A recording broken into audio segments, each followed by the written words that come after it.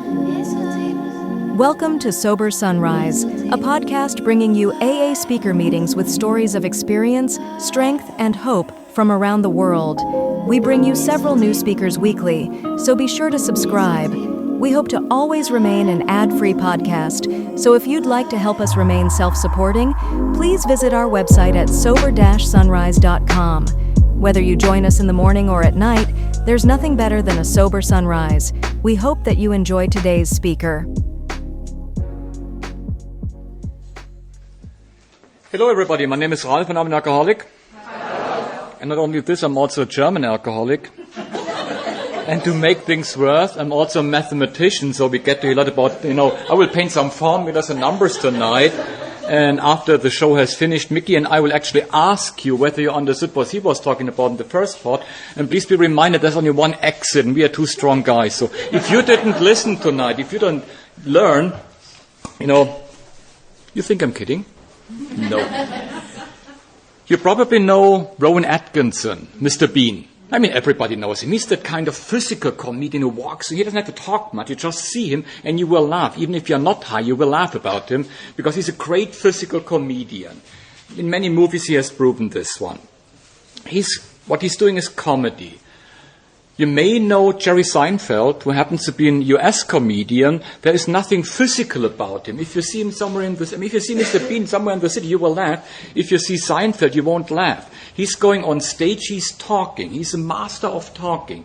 I mean, he's throwing out sentences, putting exaggeration on it, and another one, and another one, and another one. He's also a comedian. So both are comedians, both make you laugh. But they have nothing in common. One is a physical comedian, one is the talking comedian. So what is comedy about? People would normally say comedy is, it makes people laugh. But that's not what comedy is. That's what the result of comedy is. You feel better when they make, but I mean, that's not what comedy is. Food makes me feel better, but food is not comedy. And I feel it often enough how uncomedy food can be if I eat too much of it. So, people then may want to ask, what is it then what comedy is? I mean, don't worry, I don't want to go into, it's not a comedy presentation tonight. So, we will get back to alcohol, but it's part of my story why I talk about it. Comedy is basically you put people in situations that they are not used to, where they don't have the tools to deal with it. Like Mr. Bean, he's an abnormal person, you bring him in normal situations, he doesn't have the tools to deal with it, so it's drama, which we all like, of course. And you let this person run in a situation where he doesn't know how to deal with it, and that's creating the comedy. He does it a physical way by trying to buy something in a supermarket. Seinfeld does it by explaining how he walks along an airport, trying to enter an airplane, and how it's creating havoc in the whole airport. So let's assume that you want to learn about comedy. You would go somewhere, look around, where are there clubs, where do they meet, where can you find these people to understand about comedy, you may attend a class and so on. And you would want to meet people because you don't know anything about a comedy, and you want to be a comedian. So you would find out places where these people meet, and you get to ask people, what is comedy? And they will tell you, well, you have to slip on a banana. And somebody else will tell you, well, you have to run against the wall. If you do this often enough, slipping on a banana, running against the wall, your life will end before you become a successful comedian. So that's not going to work. So at different places, people will tell you different stories about the same subject. And eventually, you ask 10 people, they will give you at least 11 different answers. Definitely. So you know nothing about comedy eventually. But then you start looking around and you may find a place where there are a few people who don't tell you what comedy is by explaining what happens if you are humorous, if you know how to make people laugh, but they explain to you what comedy is, what the basics are, what the algebra of it is, and actually how to do it. So you may actually pick one of these guys and say, okay, teach me. You're a successful comedian, I want to be like you, I want what you have, and I'm willing to go to any length to get it. And you ask this guy. And eventually, by meeting those people on a regular basis, sharing your experience with them, they share their experience with you, you will become a successful comedian and make money with it, be happy, find a lot of girls, which all comedians want to have eventually.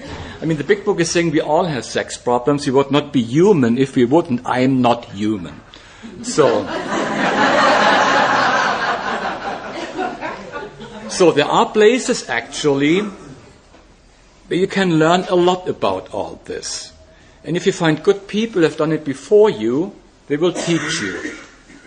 Let's assume you're an alcoholic and you want to stop drinking and you don't even know what your problem is. Because, as Mickey explained earlier, when I drank, I never knew why I was drinking. I didn't have a reason to drink because I didn't need a reason to drink. People always say, I drank because of, and then comes a long list of reasons. A reason you normally have when there is doubt. When you need to explain something to yourself or to other people. I never explained anything, nowhere. So let's assume you have a problem and you want to stop. And let's assume there is a place where you can go to and talk about your problem and you get solutions, not other problems. I have this one dream, and that's actually part of my story. I won't go so much into the details of my drinking, but a little bit more afterwards. I have this one dream, and this is that we all work the same program the same way. Because if we don't, we have nothing to share with each other. I was born about 50 years ago. I know I look much younger. There are many things that kept me young. One was alcohol, life, and women, of course. But I don't want to go into that detail right now. When I was about 18 months old, I was brought to hospital for 6 months. I was allowed to see my parents, so I had a childhood trauma. Probably some other people had it as well. And I lived a relatively normal childhood, which means I was growing up in a terrible place. I was growing up in the most terrible place a human being can grow up. I was growing up in my own mind, in my own head. I didn't know how to deal with people. I had been removed from my parents. I didn't believe in myself. I was convinced my parents are bad because they had thrown me away after just 1.5 years. And when I came back home after 6 months, my young brother was born. So not only had my parents thrown me away, they even had replaced me in the meantime. They didn't want me back. They had gotten something better. And they didn't want me. I mean, when you are 18 months old, I didn't come home saying, okay, my parents' psychology, they didn't know what to do back then, and nurses, and the whole system wouldn't work like this. I was convinced I'm a piece of shit, for otherwise my parents wouldn't have thrown me away. And my parents must be evil because parents don't do that. So my whole life, like for many alcoholics, was based upon trying to please people. And that's all I had to do. I was afraid of being thrown away again. So I did whatever I had to do in order to convince you I'm a good guy. I didn't develop myself, no self-esteem, no nothing like this. So I pretty much lived the life of a very normal alcoholic. People-pleasing, trying to get the love of you, trying to get your attention, and doing whatever I had to do. So I had to develop survival skills at a very young age. Nobody ever taught me to find myself, to know what is it that I'm supposed to be on this planet, what's the roles that I'm playing in society, just pleasing people, and eventually I became disloyal because I didn't have the tools to deal with all this, with what we call life, and so I had to find a way how to get things done. So I was stealing, I was lying, I did everything wrong that I possibly could do wrong, but I was also gifted, like many alcoholics, with a certain amount of intelligence and tools that I had. So I studied eventually, I became very successful, but I was this insecure man my whole life.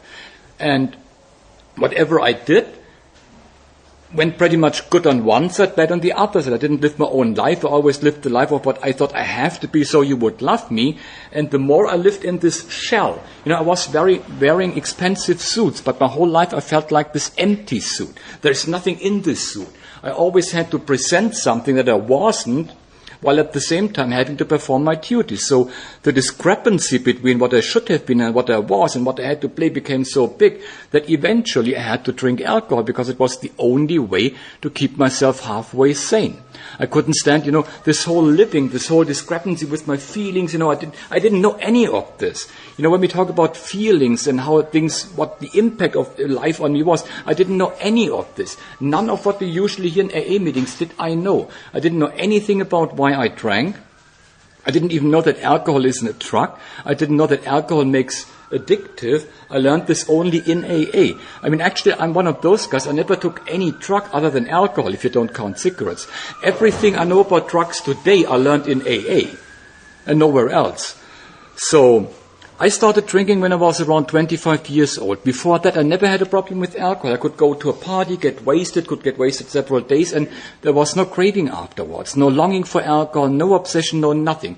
I could drink pretty much like anyone else could, and afterwards it was okay.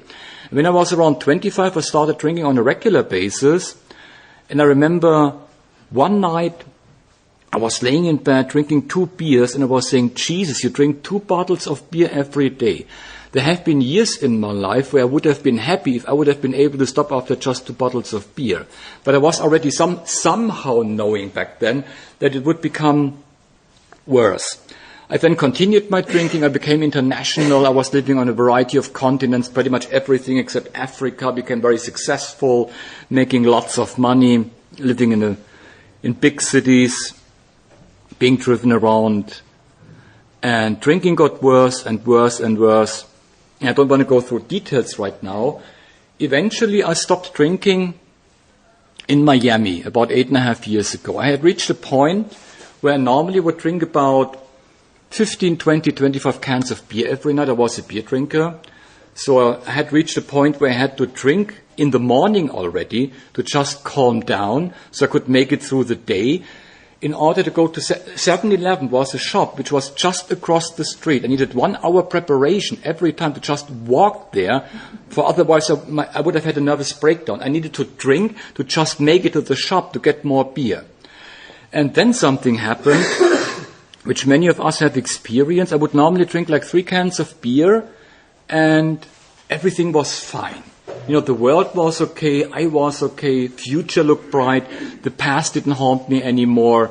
And then I just would continue drinking 15, 20 more cans of beer because I started already. And I remember one day I was sitting in my apartment in Miami Beach and I drank these 3 cans of beer and nothing happened. The pain was still there.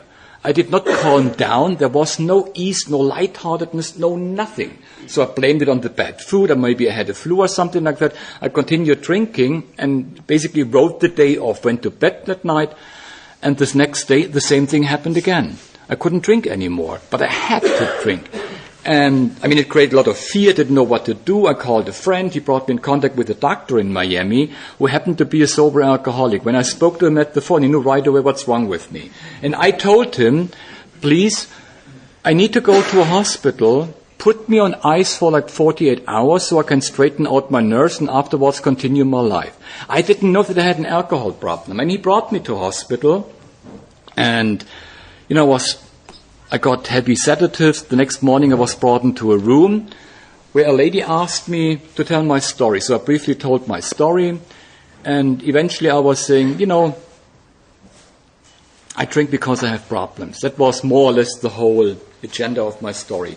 And she looked at me and she was a tiny lady, blonde, strong, you know, like this Russian kind of nurse that we see in all those bad movies. I mean, she could actually fight a tank just by the sheer look in her eyes, easily.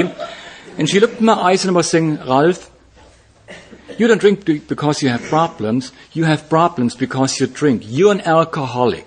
You know, she didn't give me any pretext, no preparation. She wasn't saying like, Ralf, wouldn't you consider about, you know, diseases and perception and, you know, disease, allergy of the body and no pretext. Because if she would have started to prepare me for telling me that I'm an alcoholic, I didn't listen back then. I was just hearing physically.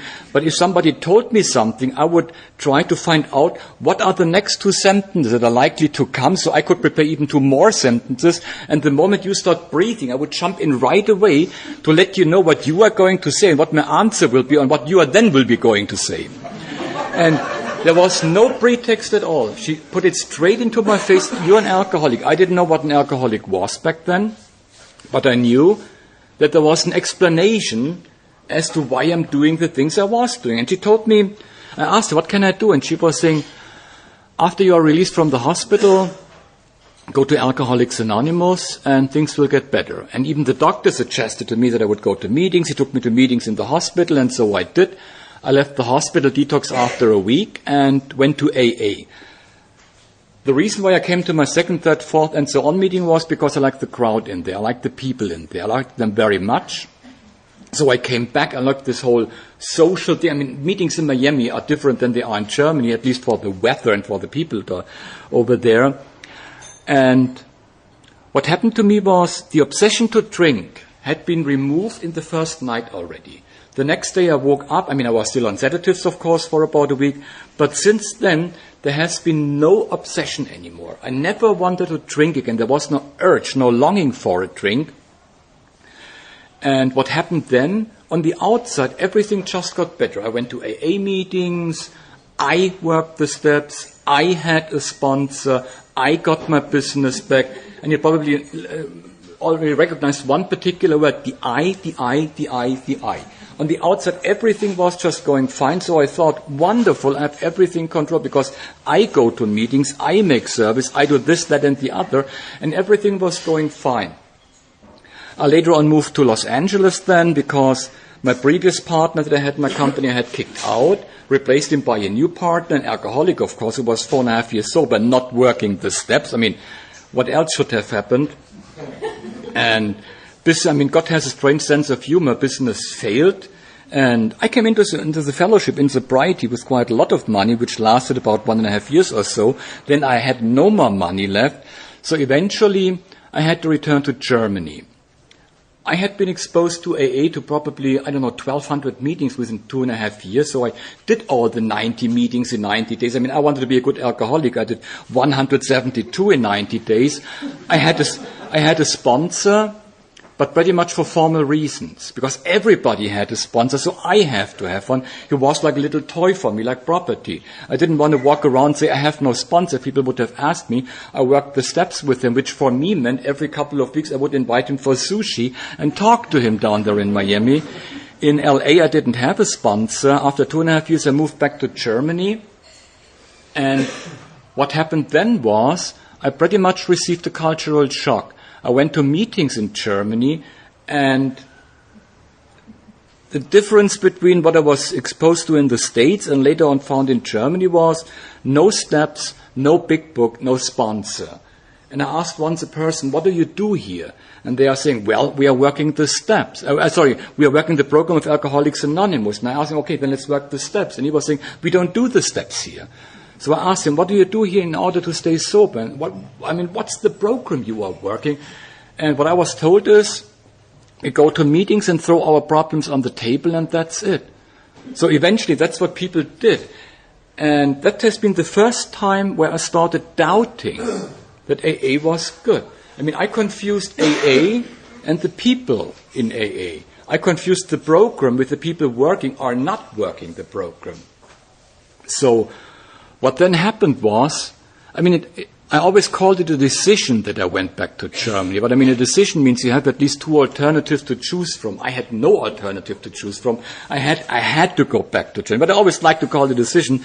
It makes me sound that I have everything under control, which I had very often in my drinking days. There are several stories that came to my mind how I thought I had things under control. So I was now back in Germany, and not having a program, not having people around me who would work the program the same way I wanted to work it.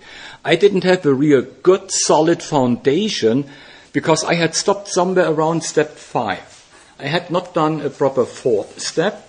Eventually, my 5th step could not have been solid, and I didn't know anything, like Mickey explained it earlier, about powerless, about fully conceding to my innermost self that I'm an alcoholic. I didn't know what an alcoholic was. And now I was in a situation where I would go to meetings. I was looking for a sponsor, and I found a sponsor, actually. And he told me, Ralf, I only can work with you if you work the steps. I'm a step sponsor. And I wanted to go down to my knees and say, thank God that I found a sponsor in Germany who works the steps with me. Because I was already so knocked out for about a year or so. I had seen a psychologist already. He couldn't help me because he didn't know what the disease was. A good, well-meaning man who really helped me a lot, because at least I didn't commit suicide during that time. And if you want to stay sober, staying alive, it's actually a mandatory prerequisite for it. You won't be able to have much happiness, joy, and freedom if you don't stay alive. So I tried to work with this man, so we took a walk. The following week, and I asked him about step 1, and he was talking about something else. He was evading the issue.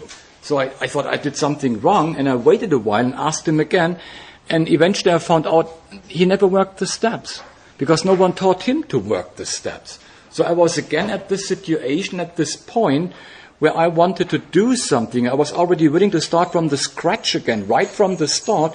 But again, I was left with people big meetings, like 70, 80 people in one room, everybody talking about many, many different things, like a cat peeing on the couch, and then people explain what happens to them as a result of it. I mean, I felt more sorry for the cat than for the people sitting in the meeting complaining about the cat. Who would read the cat? And, I was sitting there. I remember one particular time, one day, in the office when for the first time I felt something is happening. And it came right out of the stomach. And it just lasted a few seconds. It was fear. Fear like I had never known it before. And it started to come back and to come back and to come back. And one day I was sitting in a meeting where everybody was talking about problems.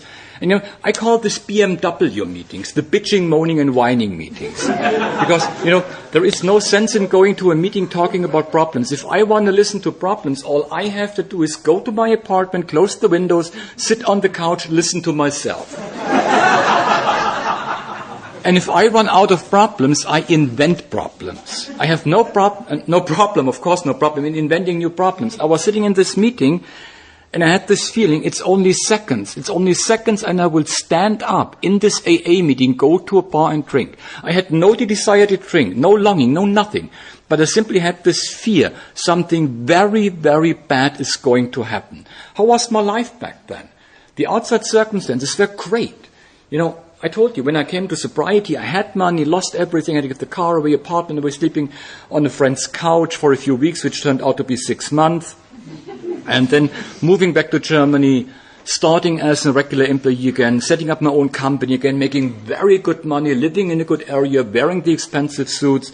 But every morning I would wake up, go into the shower, and within 60 seconds, I wanted to bang my head against the tile just to make that pain go away. These voices which are there before I even wake up. You probably know this. You are in bed, you want to sleep, you still want to rest a few more minutes, and these voices already keep telling you, you need to get up. You need to get up. And another voice would say, stay in bed, it's okay to stay in bed, so I would go to work later. During the day, these permanent voices keeping talking to me. And this pain that no matter what I do, it was tearing me apart. I didn't know what to do. I had to perform every day. I had to go to the office, be the funny guy, of course, because I always want to be funny, make people laugh, be the clown. I had to make presentations standing there. My legs were shaking, and I was standing there with a smile on a face. Almost like wearing a mask, which is later what the fourth step is doing, to take this mask off to see who I really am. And I was standing there. I was shit-faced. I was afraid. I wanted to cry. I wanted my mom back. I wanted to just my mom to hold myself because I wanted to cry like never before. And of course, I had to be the successful manager, the consultant, everything, the mathematician, being around the earth, having done so many different things. And nothing, absolutely nothing worked. And I had no solution, absolutely no solution. And what made it really worse, I knew how to recite from the big book. I'm definitely eloquent. I know how to talk. I know how to present myself in front of other people. I knew all that. I would go to meetings and talk the talk. I didn't have to look at a particular page. I knew where the words were. In the English big book and in the German big book, I did both, and I would actually make fun of it and use that against me and other people. I would sit in meetings, present to everybody what a good alcoholic I am, how good the steps are, how good this program is, how good this fellowship is, and I was just lying. I was just lying to everybody in the room because I was trying to convince myself if I am able to let you know how good I'm working the program, eventually it would work for me. And there was nothing. I could be among 1 million people, all well-meaning, all loving me like only God can love me. And I would feel completely lonely. Marlon Brando is quoted of having said, when he enters a room with 200 people and one doesn't like him, he has to leave the room. He cannot stand it. He's focusing on the one guy who doesn't like him. The other 199 who might love him, adore him, admire him, doesn't count at all, nothing at all. And I was sitting in these meetings talking, crying for help on the internet. I did not know what to do. When I tried to establish something, it didn't work. People weren't interested in it. People simply were not interested in it, and I did not have a solution. So eventually, it came to the point where through an interesting chain of events, I was brought back. I mean, it was really interesting. I went back to English-speaking meetings because I had been at one particular German meeting. I mean, I don't want to talk bad about German meetings or about AA in general. It's just my particular experience, which is basically making me doing what I'm doing today, for example, being here tonight, talking about this experience, because I do know from my experience that I'm not the only one who is suffering from this loneliness within a group of people who apparently have a solution, and I cannot get attached to the people and the solution. I was sitting in a meeting, and I ran away from this meeting. I knew if I stay in these meetings, I will drink or commit suicide. I didn't want to commit suicide, but neither did I want to live anymore. You know, there is a fine line between not wanting to live and wanting to commit suicide. I don't know whether it's just an artificial bullshit line that I'm making up, but somehow I wanted to live. I just did not know how. I could not stand the pain of living anymore. I had no solution at all. So I went to some English-speaking meetings, which brought me in contact with international AA conventions, English-speaking. I went to Netherlands, to Veldhoven, and I met an American over there, and I told him, I was living in Santa Monica, where are you from? And he showed me his badge, which was saying Santa Monica. So he came from the very town where I was living back then. And I told him my situation, that it's impossible to find a sponsor in Germany. And he was saying, I know a guy in Santa Monica who actually does long-distance sponsoring. And I was saying, great, who's that guy? He was saying, Mickey Bush. Do you know Mickey Bush? And I was saying, of course I know Mickey Bush. Every halfway sane alcoholic in LA knows Mickey Bush. And he handed me a card of Mickey. And you would think I would call Mickey right away after being home. No, I did not. There was still so much pride in me. I could not pick up the phone and tell someone about the desperation I was in, about the pain was in. It took another bad meeting where I had, when I tell these stories in Germany, they usually don't let me talk that long.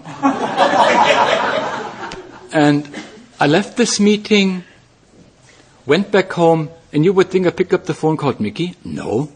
I first tried to call a man, my former sponsor, where I knew exactly he couldn't help me. I wanted to find the easy way out again. Having someone talk to so he would make me feel better, and I could at least sleep one night. He didn't answer. Then I called another guy, where I knew he wasn't really working the steps, and he didn't answer either. So I had one option left. It was the last bullet that I could use. And then I called actually Mickey. And this was, to this day, the best thing that happened to me, because since then, I have learned a lot. I didn't know what it was to be an alcoholic. I didn't know what it was to be powerless in all those things. I still remember I was telling Mickey about my situation, about all these voices that I was hearing, this tormenting storm in my head throughout the whole day that sometimes I couldn't even concentrate. When I went jogging, I started to jog in the gym on this running belt, because if I would jog outside the gym, run outside the gym, I would run into a bus, I would run into people. It's a nice way to meet people, but they don't want to see you again if you run into them too fast, and I'm running very fast, because I had to get rid of all this energy. And I remember I told him that I want to continue making amends, which is step 9. And he was saying, that's good idea, but let's talk about step 1 for a second. And it took only a few seconds, and I wasn't even on step 1 of our program anymore. I was at this first step in recovery. And from there on, it took me a long time, quite a long time, to do all the work. Has it been easy? No, it has not been easy. The hardest part for me was to let someone know what I was doing through these years, to tell people. It took me 1 year before I could sit in a meeting, whether it was German or English, and tell people that I'm working the steps without mentioning I worked them before. Because I always had to say, yes, I'm back at step 1, but I worked them before. Not really good, but I worked them before. It took me 1 year before I could leave away the second part. We talk about pride being a real problem, why it's actually heading the list of the 7 deadly sins. That was a big problem for me. And what I learned is, I don't want to blame anyone. Eventually, I am responsible for my own recovery. And that's the hardest part I had to learn. I had to stop all this blaming crap, like bad meetings in Germany, they didn't do this, they didn't do that, they should have told me in the United States much better, and so on. To come down to the point where I had to see, I am responsible for my own recovery. I have to do the work. I don't want to go back too much into this I word again, but, eventually I have to do the work. It doesn't come from alone. I hear people say, if you don't work the steps will work you. That's crap. That's mental rubbish. The steps don't work me. My disease works me all the time. It's just waiting for me to say something like this. For example, when I say I have problems and yesterday I was talking to a lady, she was saying, yes, there is a disease, but there's also that we create drama in our life. And we all love the drama. If you don't have any property, if you don't have anything at all, at least I want to have drama. At least I want to have problems. Even the poorest man, if you have problems, you got to do something you can talk about and share with. And that's why all the exaggeration we love so much in our life. And I spoke to her after the meeting. I was saying, yeah, you think that it's you creating the drama, but that's just the disease making you believe that you are in charge of even creating your own drama. And that's not true. I had to learn that I need other people. The hardest part since, I was working the steps, and I basically took the steps, put them right here, and walked away, and I was saying, okay, I have the steps now. That's my solution. All I have to do is work the steps, work the steps, work the steps. And all the rest, basically, it's two words where the second word is off, which I normally would say to people, I think to people. I didn't need the German AA group anymore. In the English-speaking meetings in Germany, they are good, unless there are German people in it. It's again just my experience that very often English-speaking meetings are being used, so you don't have to talk in your own language, which is carrying the advantage. You don't have to do anything. You can always hide behind the inability of not talking this language, which the meeting is run in, which I was also using for quite a while, I have to admit. So I was pissed with AA because nobody was working the program I wanted it to be worked. So I took the steps, took them to myself like my possession. I would run around, work the steps, work the steps, work the steps. Not to the best of my ability, as I learned very fast, my abilities suck.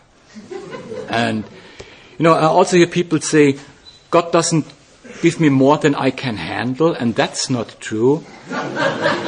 If God would only give me as much as I can handle, why would I then ask Him to help me? If He just gives me as much as I can, I wouldn't need Him. He gives me far more than I can handle. So I have to ask Him. So what happened then is, I had understood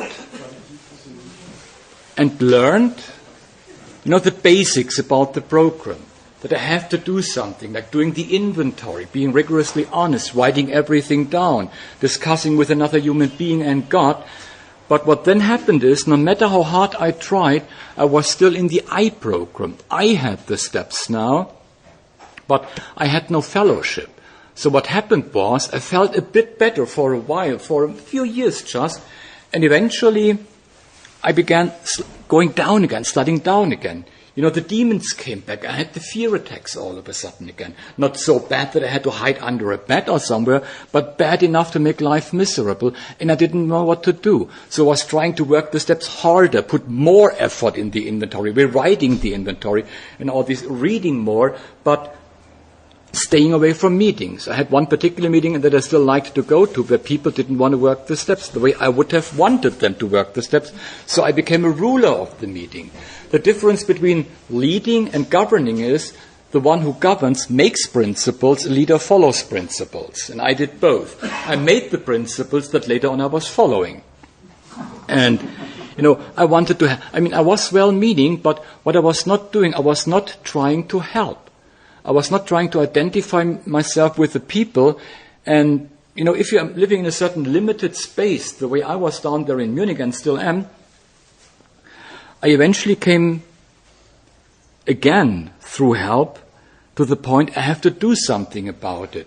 Because I need two different things. I need to work the steps, which basically help me to change. But I also have to live in a community, in a fellowship of Alcoholics Anonymous, because it is here where I can do the work, where I can basically share with you what I have seen so far, what I used to be like, and this was no good, what happened, which was no good, and what I'm like now, which is much better. The truth is, that's my experience. It's not enough to just go to meetings and sit there. When I have a problem, a physical problem, and I go to my doctor, I don't just talk to my doctor about the problem. If he tells me, do something about it, and I come back a week later just talking about it, it doesn't solve any problem to just talking about them. I have to do something about them, and it's not me alone. It is we. We have to work it together. And that's why it is so important that we all have the same understanding and the same principles by which we live here in our society. That's why it is so important that we all know what it means to be an alcoholic, what it means to be powerless, that we also encourage each other to talk about the real problems that we have, not bringing a shell into a meeting, like this empty suit that I was, looking good, just presenting to everybody how good I feel, how good I'm doing, how great everything is, walking outside the meeting, and usually it takes 5 minutes until I'm at the bus stop, and I want to kill people already. Because, it happened to me often enough that I would go to meetings just to make you believe I'm doing well, because I didn't have the courage to talk about the real problems that I was having, because everybody else was just talking about how great life is. I always felt like an idiot, like a dumb idiot when I went to meetings and everybody was saying how great they feel, and I didn't believe a single word I was hearing. People with like a few months of sobriety, they had everything back and they felt great dancing and whatnot all. And I was saying, Jesus, why don't I have this? Why don't I have all this? Until I eventually found out they are lying as good as I was lying the whole time. It's sad in a way, but my experience is today when I'm going to meetings and talk about those fears that I have within the fellowship, within meetings, that I can sit in meetings feeling alone, totally alone, that people identify with that. I always thought the last days of my drinking were extremely marked by fear like I never had it before in my whole life when alcohol stopped working. I thought I knew everything about fear. It took me 5.5 years of sobriety to learn what real fear is. I had reached such a point where suicide did not look like an option anymore. I was afraid if I take my life, if I end my life, if I commit suicide, things would get worse. And, that's nothing. Committing suicide.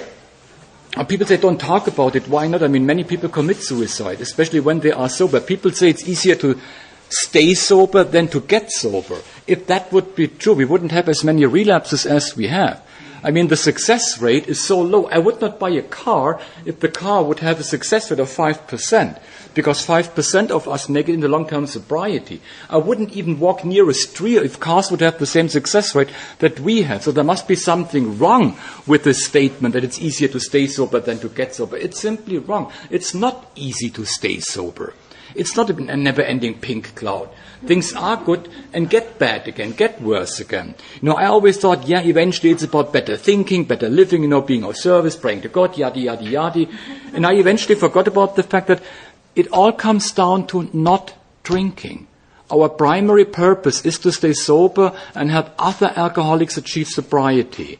So, the moment I come back to this, that I know what it really is, what it is about, the staying sober. And I don't stay sober just because I moved my ass into a meeting, like people say, if you want to take a drink, move your ass into a meeting. It's not even the last thing that I would do if I want to take a drink. Call your sponsor before you drink, not after you drink. If I want to take a drink, I don't call my sponsor. Not because I know what he is going to say. That's not on my mind anymore when I take a drink.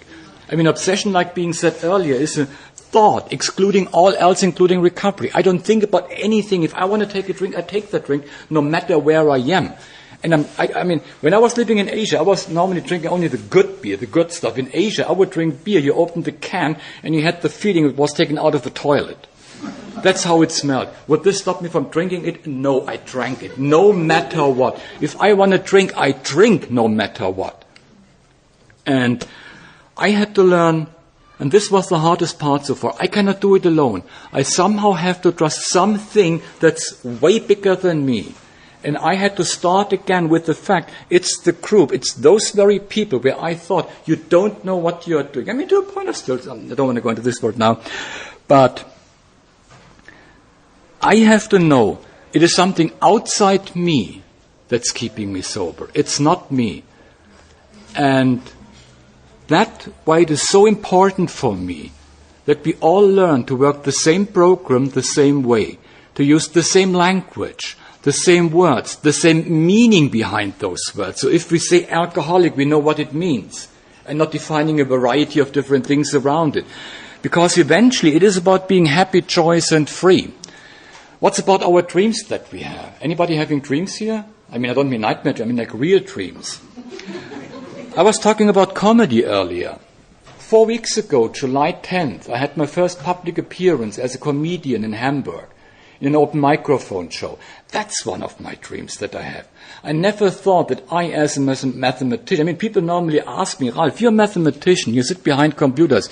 How can you possibly go on stage being a comedian? And I eventually found out, how can I, as a comedian, hide behind a computer as a mathematician for 25 years? That's impossible. That's simply impossible. You know, it is a dream to be a comedian. I don't know where it will end up, but I will try it. I don't want to not do things anymore because I'm afraid of doing them, because I might drink. What will my mom think? I mean, I don't ask my mom anymore. She doesn't ask me either. But, you know, I don't want to limit my life because I'm afraid of doing things, because what will people think? I might lose all my money if I go into this direction. I don't know it, but I want to give it a shot. And dreams, I mean, I'm pretty sure we all have dreams, many dreams, a lot of dreams. I mean, I have the dream of driving a Porsche. That's also something I learned. It is not that I want to have a Porsche, because there is no action involved in having. I want to drive it. That's why I want to. But I mean, today I can do things that I never dreamed of being able to do. You know, I'm not afraid anymore standing here telling you how it felt to sit in an empty shell, in an empty suit, in a meeting, behaving like I'm the best, the poster boy, the AA poster boy. I'm not afraid anymore to say all those things, how it was, because the real work starts once you don't have to drink anymore. That's when the real work starts. The intense work starts, when all the feelings come back, the inability to deal with life, and that's why we should do it together. So my dream really is that you walk into a meeting, you have a problem, you talk about it, and because all people work it the same way. Somebody can come to you after the meeting and talk to you about a solution. It is solutions that we should share with each other. The problems we need to share, to identify, to know, yeah, he's coming from the same, type of problem I'm coming from, but it's eventually about solutions. When I go to a doctor, I don't want to hear problems. I want to have solutions. When I pay a consultant, I want to have solutions from him. I don't want him to tell me how difficult it is to find a solution. I pay him for it. That's what he gets the damn money for. And my dream really is that we all understand why it is so important that we all work the same program the same way. The content of your fourth step and fifth will be different. I hope I'm not on your fourth afterwards, but some of you might be on mine. But it is just very important to understand why we have to do all this and why we have to learn the basics. And that's basically why I'm traveling around, going to international conventions, doing workshops, talking at meetings. And if you have dreams where you don't even dare admitting it to yourself, get a sponsor, work the steps. If you don't have dreams, then it's even more important that you get a sponsor to find out what your dreams are. And that's basically what I'm here for. Life has changed a lot. I still have issues in life. I still have problems. I'm self-employed. I don't know whether I will have a job in October and when I will have the next job. But I don't have to drink over it anymore. I no longer have to manage everything to the point that I get a job, that I have that everybody know why. And today, I simply can say I have to do everything that I can do, and possibly even a little bit more, to just stay sober. If I focus on that, and if I'm able to carry that message to other alcoholics, it's just about the not drinking, then the problems are still there in my life, but they are not these big demons anymore. They don't cry at me as bad anymore. Things are just getting better and better because the problems are not as big anymore. And that's why I keep traveling around here. And I would like to thank everybody for letting me be of service. Thank you.